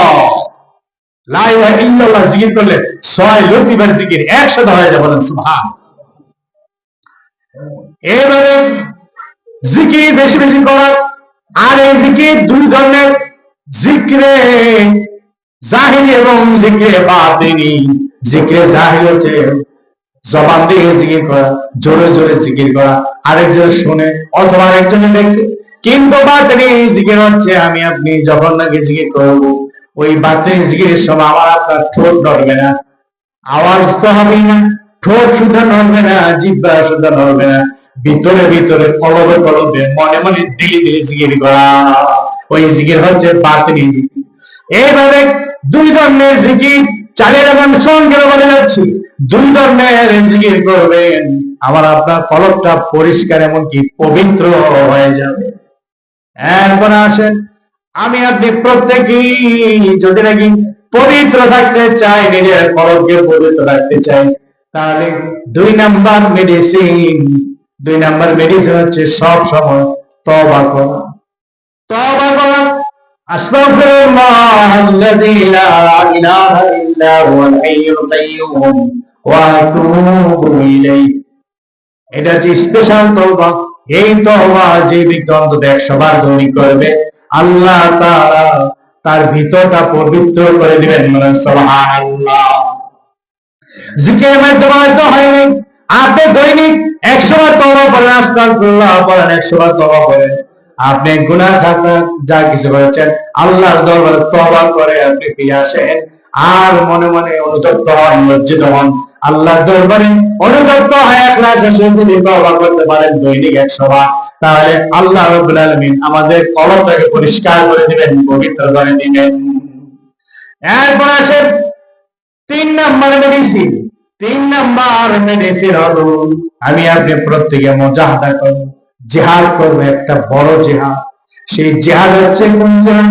আল্লাহ নবী সাল্লাল্লাহু আলাইহি সাল্লাম কোন এক বড় যুদ্ধ থেকে ফিরে এসে সরাসরি মুখোমুখি যুদ্ধ করেছেন, তরবারের দিন যুদ্ধ হয়েছে। সেই যুদ্ধের ময়দান থেকে ফিরে এসে সবাইকে এবার বললেন, রাজাতু মিনাল জিহাদিল আসগর ইলাল জিহাদিল আকবার। ছোট জিহাদ থেকে ফিরে এসে বড় জিহাদে এবার আমরা লেগে গিয়েছি, বড় জিহাদে উত্তীর্ণ হয়েছি। অথচ নবীজি সহ সাহাবীরা বসে আছে। ইয়া রাসূলুল্লাহ, ইয়া হাবিবাল্লাহ, নবী গো, কোথায় আমরা জিহাদ করতে আমরা বসে আছি? আল্লাহ নবী ডেকে বলেন, আমরা যেখানে তরবারে দিয়ে যুদ্ধ করেছি এটা ছোট্ট যুদ্ধ। তরবারে যার শক্তি আছে ওই শক্তি প্রয়োগ করে আরেকজনকে খতম করে দেয়, তারপরে সে জয়ী হয়ে আসে, এটা ছোট্ট জিহাদ। কিন্তু সবচেয়ে বড় জিহাদ হলো নিজের নফসের সাথে জিহাদ করা। ওই জিহাদ হচ্ছে সবচেয়ে বড় জিহাদ, এটাকে বলা হচ্ছে জিহাদ আকবার। আল্লাহ নবী সাল্লাল্লাহু আলাইহি ওয়াসাল্লাম বলেছেন, যে ব্যক্তি নফসের সাথে যুদ্ধ করবে, নফসের সাথে যুদ্ধ কি? নফসের সাথে যুদ্ধ হলো আমার মনে চায় তাসকিন, কিন্তু আমি করবো না, মনের বিরুদ্ধে আমি চলবো। আমার নফসে চাইতেছে মদ খাইতে, কিন্তু আমি খাবো না। গাঁজা খাইতে মন চায়, আমি খাবো না। সিনেমা হলে যেতে মন চায়, আমি চাইবো না। মাঝি করতে মন চায়, কিন্তু আমি চাইবো না। নফস চাইতেছে, কিন্তু আমি বিরত রাখছি। আমি যদি নাকি নফসের সাথে জিহাদ করে যদি জয়ী হতে পারি, তাহলে আমার আপনার প্রত্যেকের কলবটাকে আল্লাহ তাআলা পবিত্র করে দিবেন, বলেন সুবহানাল্লাহ। আর সেই কলবের মধ্যে আল্লাহ তাআলা জায়গা করে নেবেন, বলেন আলহামদুলিল্লাহ। আল্লাহ পাক যেন আমাদের প্রত্যেকের কলবগুলোকে পরিষ্কার করার কৌশল যে আমরা আজকে শিখলাম, এগুলো যেন সবসময় আমল করতে পারি, বলেন আমি। 3টা কথা বলছি, 3টা। 1 নম্বরে জিকির, 2 নম্বরে কি? এই যে ভুলে গেছেন, 2 নম্বর হচ্ছে তওবা, সবসময় তওবা করা। আর 3 নম্বর হচ্ছে আমরা সবসময় জিহাদ করব নিজের নফসের সাথে। এই নফসে আম্মারা আমাদের মধ্যে আছে, এই নফসে আম্মারাকে দূর করবো আমরা জিহাদ করে, এটাকে শেষ করে দেব। তাহলে আমি আপনি প্রত্যেকে জয়ী হতে পারলে ওই যুদ্ধে, তাহলে পবিত্র হতে পারবো। আর পবিত্র যে হবে সেই ব্যক্তির কাছে আল্লাহ আছে, আর না শয়তান জায়গা করে থাকবে, আর গুনাহের মধ্যে লিপ্ত করে দেবে। আর এই কলব সম্বন্ধে আরো জানতে, পরিষ্কার পরিচ্ছন্ন থাকতে, আত্মশুদ্ধি লাভ করতে কোন না কোন হক্কানি দরবারে দিতে হবে। হক যিনি আল্লাহর ওলি মুর্শিদ, তার শরণাপন্ন হতে হবে, তার কাছে নিজেকে সুপর্দ করে দিতে হবে, সারেন্ডার করতে হবে, আত্মসমর্পণ করতে হবে। সবকিছু দিয়ে দিবেন, আপনি যা বলবেন গুরু আমি তাই শুনবো। এইভাবে যদি আত্মসমর্পণ করতে পারেন, তাহলে আপনি আত্মশুদ্ধি লাভ করতে পারবেন, বলেন আলহামদুলিল্লাহ। আল্লাহ পাক আমাদের সবাইকে বুঝবার এবং আমল করার তৌফিক দেন, আমিন। ওয়া আখিরু দাওয়ানা আলহামদুলিল্লাহি রাব্বিল আলামিন।